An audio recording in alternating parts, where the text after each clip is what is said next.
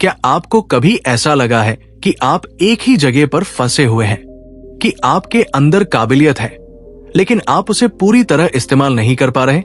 क्या आपने कभी किसी को ऐसा काम करते देखा है कि सब लोग दंग रह जाएं, जैसे वो इंसान उस काम को करने के लिए ही पैदा हुआ हो?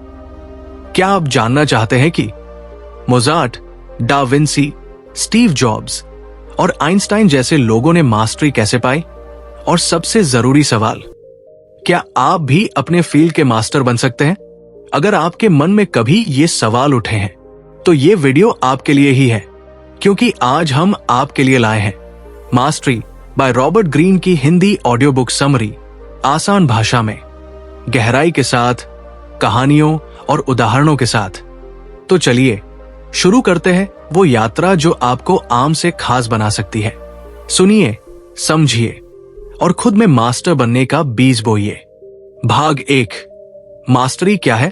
क्या आपने कभी किसी इंसान को ऐसा काम करते देखा है कि सब कुछ एफर्टलेस लगे, जैसे कि वो जो कर रहा है वो उसके लिए खेल जैसा हो? कोई म्यूजिशियन जो आंख बंद करके गिटार बजा रहा है, कोई खिलाड़ी जो मैदान में कमाल कर रहा है, या कोई बिजनेस लीडर जो बड़े बड़े फैसले बिना हिचक के ले रहा है। ऐसे लोग नॉर्मल नहीं लगते, है ना? लेकिन रॉबर्ट ग्रीन कहते हैं ये लोग नॉर्मल ही होते हैं, बस इन्होंने एक असाधारण रास्ता चुना होता है, मास्टरी का रास्ता। मास्टरी का मतलब होता है किसी एक चीज में इतनी गहराई तक उतर जाना, इतना अभ्यास कर लेना कि वो काम आपके शरीर, दिमाग और आत्मा का हिस्सा बन जाए। रॉबर्ट ग्रीन कहते हैं मास्टरी एक स्किल है और कोई भी इंसान इसे सीख सकता है, बशर्ते वो इसके लिए तैयार हो। क्या मास्टरी जन्मजात होती है? नहीं। बहुत लोग सोचते हैं कि कुछ लोग बचपन से ही खास होते हैं, लेकिन ऐसा नहीं है। उदाहरण, मोजार्ट, जिन्हें बचपन का जीनियस कहा जाता है, उन्होंने 3 साल की उम्र से हर दिन घंटों संगीत सीखा। उनके पिता खुद म्यूजिक मास्टर थे और उन्होंने मोजार्ट को दिन रात अभ्यास करवाया। मोजार्ट का जादू जन्म से नहीं था, वो सालों की मेहनत और रेपिटेशन का फल था। आपके अंदर भी मास्टरी का बीज है। हर इंसान के अंदर कोई न कोई खास रुचि होती है। कुछ लोगों को मशीनों से खेलना अच्छा लगता है, कुछ को शब्दों से, कुछ को लोगों से बातें करना। लेकिन जैसे जैसे हम बड़े होते हैं, समाज हमें प्रैक्टिकल बनना सिखाता है, पैशन को साइड में रखना सिखाता है। रॉबर्ट ग्रीन कहते हैं जो लोग अपने पैशन को पहचान लेते हैं और उस पर काम करते हैं, वही असली मास्टर्स बनते हैं। कैसे पता करें कि आपकी मास्टरी किसमें है? रॉबर्ट बताते हैं कि सबसे पहला स्टेप है अपनी लाइफ टास्क को पहचानना। लाइफ टास्क का मतलब होता है वो काम जिसे करने में आपको मजा आता है, जिसमें आप घुल जाते हैं, जो करते वक्त आपको थकान नहीं महसूस होती। उदाहरण, चार्ल्स डार्विन शुरू में एक औसत छात्र थे, लेकिन जब उन्होंने खुद को नेचर की खोज में लगाया तो उन्होंने एवोल्यूशन का पूरा सिद्धांत दुनिया को दे दिया। उन्होंने वही किया जिसमें उन्हें रुचि थी और धीरे धीरे वो मास्टर बन गए।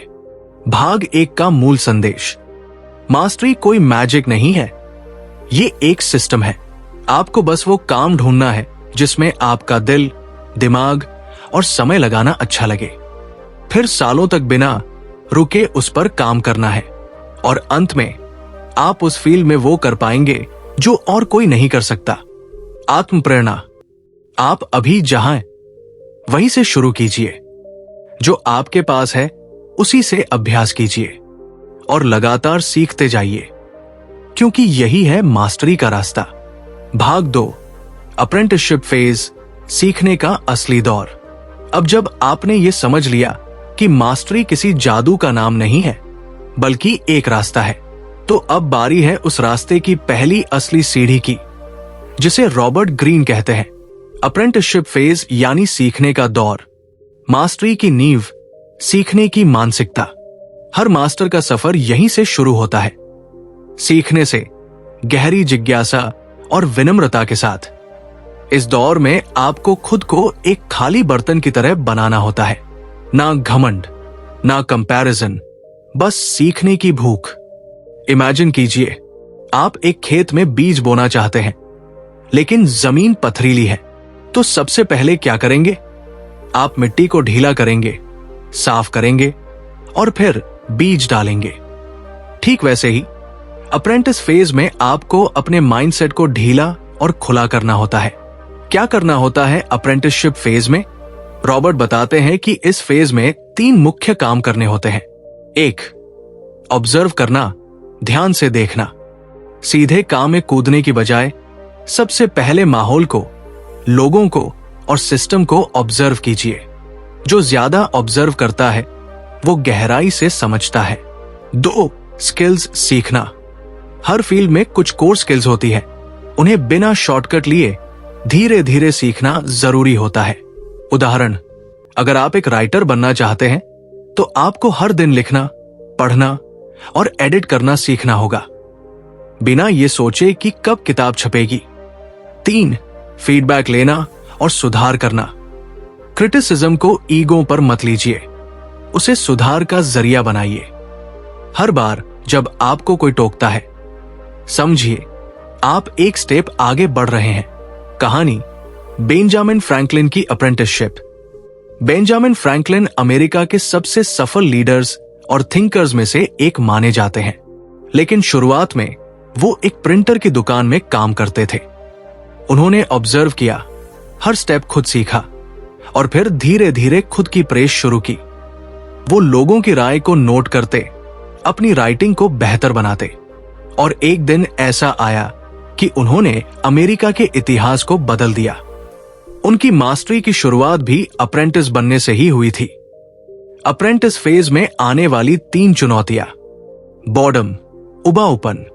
शुरुआत में काम उबाऊ लग सकता है, लेकिन यहीं से डिसिप्लिन बनता है। डाउट, शंका, क्या मैं कर पाऊंगा? ये सवाल बार बार आएंगे, पर याद रखिए हर मास्टर ने इसे पार किया है। कंपैरिजन, तुलना। दूसरे लोग आगे दिखेंगे, लेकिन आपका सफर आपका है। अपना फोकस बनाए रखिए, क्योंकि मास्टरी दौड़ नहीं, यात्रा है। सारांश, हर महान व्यक्ति पहले अप्रेंटिस रहा है। सीखना धीमी प्रक्रिया है, लेकिन यही असली ग्रोथ है। शांति से, विनम्रता से लगातार सीखते जाइए। अंत में एक विचार, सफलता वो नहीं जो तुरंत मिले, बल्कि वो है जो धीरे धीरे जड़ें जमाए और फिर कभी हिले नहीं। भाग 3, सोशल इंटेलिजेंस, लोगों को समझने की कला। जब हम मास्टरी की बात करते हैं तो दिमाग में सबसे पहले टेक्निकल स्किल्स, प्रैक्टिस और ज्ञान आता है, लेकिन रॉबर्ट ग्रीन कहते हैं कि सिर्फ स्किल से मास्टरी अधूरी है। क्यों? क्योंकि आप चाहे कितने भी माहिर बन जाएं, आपको दुनिया में आगे बढ़ने के लिए लोगों से ही काम लेना पड़ेगा। और यही आता है तीसरा जरूरी पड़ाव, सोशल इंटेलिजेंस, यानी लोगों को समझने और संभालने की कला। सोशल इंटेलिजेंस क्या है? सोशल इंटेलिजेंस का मतलब है अपने आसपास के लोगों के इरादों को समझना, उनके व्यवहार को सही तरह से पढ़ना और सही समय पर सही प्रतिक्रिया देना। यह कोई चालाकी या ड्रामा नहीं है, बल्कि यह है सामाजिक सूझबूझ जो हर सफल इंसान में होती है। क्यों जरूरी है सोशल इंटेलिजेंस? आप जितने भी टैलेंटेड हो, अगर आप लोगों से टकराते रहते हैं या अगर आप उनके साथ काम नहीं कर पाते, तो आप अकेले रह जाएंगे। रॉबर्ट ग्रीन कहते हैं, कई होशियार लोग अपने व्यवहार की वजह से पीछे रह जाते हैं और कई औसत लोग सोशल इंटेलिजेंस के कारण आगे निकल जाते हैं। कहानी, बेंजामिन फ्रैंकलिन की सोशल इंटेलिजेंस। बेंजामिन फ्रैंकलिन सिर्फ एक लेखक या वैज्ञानिक नहीं थे, वो एक बहुत ही समझदार और लोगों को पढ़ने वाले इंसान थे। जब उन्हें किसी से असहमति होती थी तो वो सीधा तुम गलत हो नहीं कहते थे, बल्कि वो कहते, शायद मैं गलत हो सकता हूं, लेकिन मेरी सोच ये है। इस तरह वे बहस टालते थे और सामने वाले से संवाद बनाए रखते थे। यही होती है उच्च स्तर की सोशल इंटेलिजेंस, मतभेद में भी संबंध बनाए रखना। सोशल इंटेलिजेंस की 2 बड़ी गलतियां। 1, नेवेट, बहुत भोलेपन से भरोसा करना, हर किसी को दोस्त समझना, सबको दिल खोल देना। ऐसे लोग अक्सर धोखा खा जाते हैं। रॉबर्ट कहते हैं, हर इंसान की अपनी एजेंडा होती है, ये समझिए, भरोसा कीजिए, लेकिन आंखें खुली रखिए। 2. सिनिसिज्म, हर किसी को दुश्मन समझना। कुछ लोग हर किसी में चालबाजी देखते हैं। ऐसे लोग अकेले पड़ जाते हैं। सोशल इंटेलिजेंस का मतलब संतुलन है। न बहुत भोला बनो, न हर समय शक में जियो। 3 जरूरी सोशल स्किल्स जो मास्टरी में मदद करेंगी। 1. एम्पैथी, सहानुभूति, दूसरे की स्थिति समझना, उनके नजरिए से सोचना। 2. लिसनिंग, सुनना, लोगों की बातों को ध्यान से सुनना, सिर्फ जवाब देने के लिए नहीं, बल्कि समझने के लिए। 3. ऑब्जर्वेशन, देखना, लोग क्या कहते हैं उससे ज्यादा जरूरी है कैसे कहते हैं। उनके हाव भाव, आवाज और आंखों की भाषा पढ़िए। भाग 3 का सारांश। अकेले स्किल से आप ऊंचाई तक नहीं पहुंच सकते, लोगों की समझ जरूरी है। सोशल इंटेलिजेंस का मतलब है एम्पैथी, बैलेंस और परिपक्वता। जो लोग लोगों से सही तरीके से जुड़ते हैं वे लंबे समय तक आगे रहते हैं। अंत में एक विचार, लोग आपकी काबिलियत से प्रभावित हो सकते हैं, लेकिन आपके व्यवहार से जुड़ते हैं। भाग 4, द क्रिएटिव एक्टिव फेज, जब आप खुद बनाते हैं रास्ता।